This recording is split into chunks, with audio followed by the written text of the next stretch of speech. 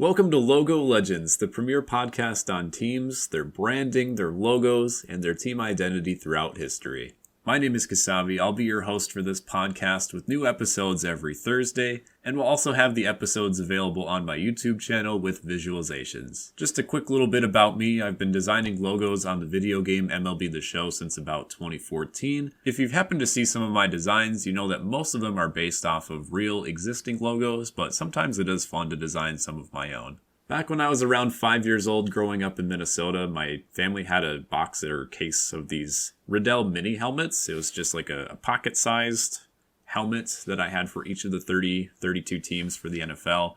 And I would just constantly look at those and just kind of, brush up to speed with some of the logos, the designs. And as a result, I got really involved with the Carolina Panthers. I just loved their team colors and designs so much that ended up being a fan of the team, even more so than some of the Minnesota State teams that I called home or, rooted for due to my geographic location. And that's really cool because I was just like a 5 or 6 year old kid, and you see these logos, you see what the teams are trying to convey, and that's ultimately what you want as a designer. You want to convey something to your audience. In some cases, you want to sell them a product or something like that. And I just have this kind of anecdote where, you imagine an aisle full of cereal boxes in the aisle. Which one draws your eye? Which one stands out, grabs your attention? And which one do you ultimately go for? The design of each box is just as important as what's maybe inside of the box. And so you have to get that message across as a designer. What do we represent? And in some cases, you want to get the buyer or the viewer invested in your product. You want to get them interested. So sports logos are kind of a weird thing to obsess over or find a passion in, but I've just always been kind of interested in how sports teams go about their business with new jerseys, new rebrands. How do you attract new fans to be in your fan base? How do you get them to buy tickets, see the team, get invested? In some cases, your success on the field is what makes you legendary, but a lot of times the logos that you have associated with that success on the field is what people remember. So if I were to ask you what the best logo was in sports history, some of you might tell me, the teams that are just most famous across history, like the New York Yankees, the St. Louis Cardinals, Dallas Cowboys. Other people might tell you what they think is the coolest logo, the best design, or in some cases, what they think the most clever design is. So for example, my hometown Minnesota Wild have what kind of just looks like a random picture of nature. There's a lot of trees and a river and a sun. But if you kind of put all of those together, you can kind of see that they form a beast of some sort. I've never really known what it is, like a wolf or a bear, something that's kind of a hybrid in between. It's meant to be a bit more ambiguous. But if you look closer and see the North Star as the eye, and then you work your way downward, you see the river open up into a mouth, and it's just, that first kind of epiphany that you have when you first see it as the full picture, but also the animal is just mind-blowing. So because of this, I think there's some criteria that really just define what makes a good logo. So I've narrowed it down to an acronym, which I call SCAR. SCAR stands for simple, clever, appropriate, and recognizable. And I think it kind of fits because scars make an impact. In some cases, they stick with us forever, and they always have a story to tell.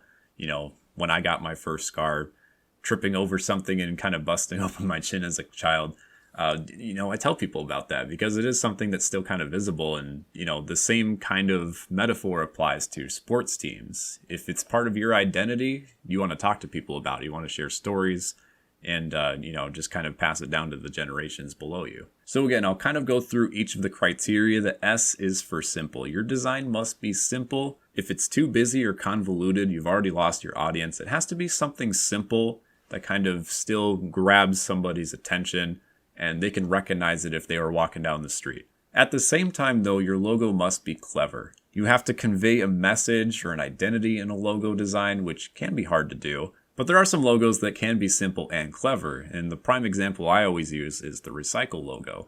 You have just 3 arrows that each kind of point the same type of way, but they form a triangle, and it's kind of a cycle. The recycle, it forms a loop as you kind of go around the circle time and time again. So having a moment like that just kind of causes the viewer or the beholder to kind of stop and think for a second and make that connection just really helps push your logo across and being remembered. Having the logo be appropriate is a simple enough concept. I mean, most sports teams want to invoke a sense of being regal, dominant, that sort of thing.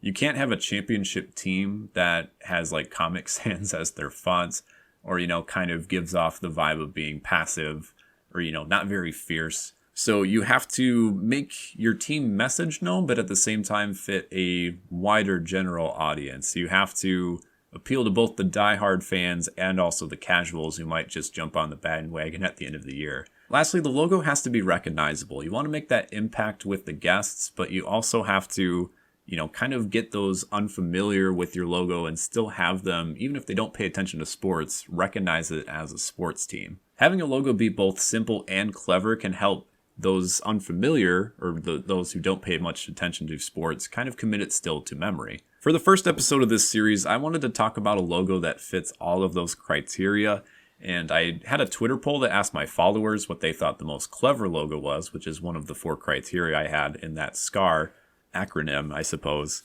And what I found was a lot of people also agreed with my personal choice, and that logo was the Milwaukee Brewers. The Brewers have had a lot of logos throughout their history, but the one I'll be referencing today is the Ball in a Glove MB Milwaukee Brewers logo, which was created in 1977. It was used until about 1993, and then it was kind of in and out for a bit in the 2000s, but recently the Brewers reintroduced it for the 2020 season. So again, I'll go over the criteria: simple, clever, appropriate, and recognizable.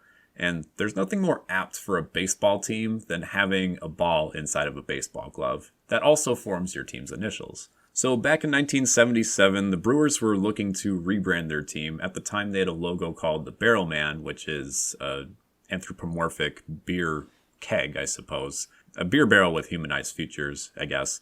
And they decided to offer a contest to commission a new logo for the team with a $2,000 prize, which in today's money is about $10,000. They got over 1,000 entries, and the Brewers' director of publicity, Tom Skibosh, was combing through what he described as an endless submission of stick figures holding a beer. Like, that was it. That's all the people drew, was a stick figure holding a beer. Thought they just have this super clever idea that nobody else had. But eventually he came across a design from an art student at the University of Wisconsin-Eau Claire, and his name was Tom Mindell.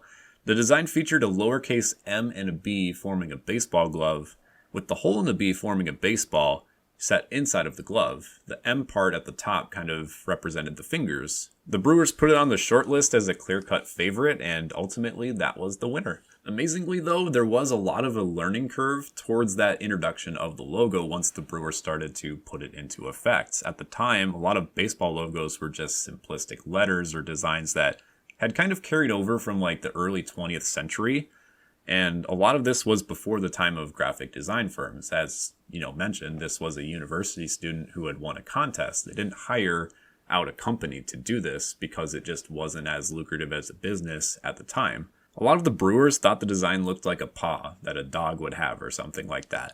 If you compare the Brewers logos to other logos now, it seems a lot more simplistic in nature, but at the time, this was a very complex subject. Thankfully, the first year the Brewers had the new ball and glove logo, they started winning more ball games and their brand recognition grew. The 1978 season was their first winning season since the Seattle Pilots had relocated in 1970, and they won 26 more games than the previous 1977 season. Their average attendance rose from about 13,000 to 14,000 fans to nearly 24,000 fans per game. A few seasons later, the Brewers would make the playoffs, and they took the 1982 World Series to 7 games before eventually falling to the St. Louis Cardinals. The logo was phased out in the mid-90s after a while, and I think part of that was the opening of Miller Park back in April 2001. The concept for the stadium was introduced right around the same time that they started to switch the logos, and the construction for the new stadium started in 1996. A new stadium is a huge opportunity for a team to rebrand or market the team to form a new sense of identity, and because of that, new logos and uniforms come with it. So Miller Park was renamed just recently to American Family Field to start the 2021 season, and the Brewers went back to this logo in a slightly reimagined sense during the COVID 2020 season. That one was only 60 games. So I think this is one of the best rebrands in recent memory. They actually had 3 or 4 other logos that they had along with this rebrand with the ball and the glove logo. And while most teams are going to simple and modern looks, I mean, you could consider the baseball glove modern, but they went with cleaner designs that reached to all of their old designs. Like, this was encompassing their identity across their entire history dating back to the 70s, while also adding something a little bit new. One of my favorite logos from this new rebrand, which is completely new, is a baseball, but instead of the stitching on the baseball, it forms like a wheat grain that's kind of bent into the stitch shape. So it's not quite as recognizable as like a ball and a glove. If you were to like put it in front of somebody, they might think it's for like a brewing company or a baseball team, but they wouldn't recognize it as the Milwaukee Brewers maybe. So still one of the most clever logos I've ever seen though. There's also the Barrelman logo that they again brought back. Again, it's a human in the shape of a beer barrel that's swinging a bat. And so for people who like more anthropomorphic or like human connections, I suppose this is a good alternate logo to have. The last logo as a part of the new redesign in 2020 was an image in the shape of the Wisconsin state outline, and it had a brick-like texture in the interior, and it had this cream color that kind of comprises a lot of the historic architecture in Milwaukee. It's called the Cream City. Also in the middle of this design with the state and the bricks is the letter M, which I didn't know until researching for this podcast. I didn't quite make that connection, but it's the same style of M that the Brewers first had when they started after relocating from Seattle in 1970. So again, it's not often you see a redesign that features multiple images. Usually they have like one primary, maybe a secondary to go with it. But the Brewers did it right. They had all of their logos, they all looked great, and it encapsulated their entire history all in one go. This redesign in 2020 was probably one of the greatest and most universally appreciated that I've ever seen. Like, you know, usually when a new uniform comes out, fans just kind of love it or hate it. There's a lot of talk. Like, I don't know anybody who hated this redesign by the Brewers. Everybody loved this redesign from what I remember. There's a little bit more about the story online if you wanted to learn more about the guy who designed the Brewers logo. He wasn't really getting any commission or any like percentage royalties after the logo had come out. He only just got that base level amount that they had agreed upon for the winning design, which was $2,000. The only thing he was really able to design from there on out using that logo was like a belt buckle, which is very weird considering like they let him use royalties for that or get a percentage of the sales from that. But that was about the only thing that they allowed him to use that wasn't tied back to the franchise. Still super cool though. If you're a university student, like obviously royalties nowadays would be great because there's a lot of firms that kind of make logos like this now. But, you know, to tell your friends that you designed this logo for a sports franchise that they still use like 30, 40, 50 years later, I think that's something that you can tell stories about the rest of your life. Before I wrap up this episode, I wanted to thank and mention some of the sources that I used for researching. And that includes Adam McCulvey from MLB.com, J.R. Radcliffe from the Milwaukee Journal-Sentinel, and studio stories by Tim Newcomb of sportslogos.net. We also used some references from Baseball Reference for the attendance and other statistics. So kind of a short episode. What I envision here in the future is we might have some more logo talks, but we might also have some guests on that we might interview and talk about some of the logos that they remember during their lifespan, or, you know, maybe if this gets big enough, talk to some people who actually designed the logos themselves, maybe some people who worked at a firm or kind of like Tom Mindell, maybe designed something way back in the day. So again, we'll be talking more about logo designs, but we're also going to be talking about nicknames, history for, you know, team rebrands and things like that when a team maybe moved from a state to another location. For those of you listening on the platforms who have comments about this first episode, I'd love to hear what you have to say about what you think some of the most clever sporting logos are in history, or if there's a team that you've always been kind of interested to see, like how they formed, how they got their name, things like that. You guys can also tweet at me at kasabekompiles, that's Kasabe, and then compiles with a K.